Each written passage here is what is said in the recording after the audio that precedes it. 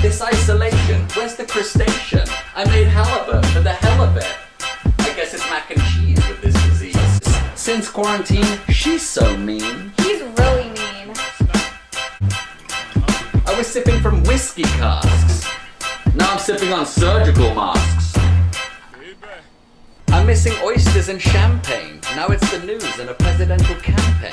Before COVID-19, I made leaps and bounds. I gained COVID-19 pounds. I cook for millionaires. I cook for billionaires. Mr. Current Affairs. Now I'm cooking for a toy dog's appreciation. Hey you, settle down. It's a devastation.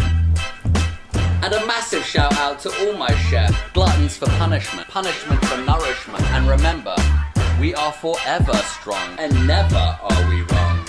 I don't know if things will ever be the same again. Is this a game changer? Are we in any danger? Because it's a hard challenge.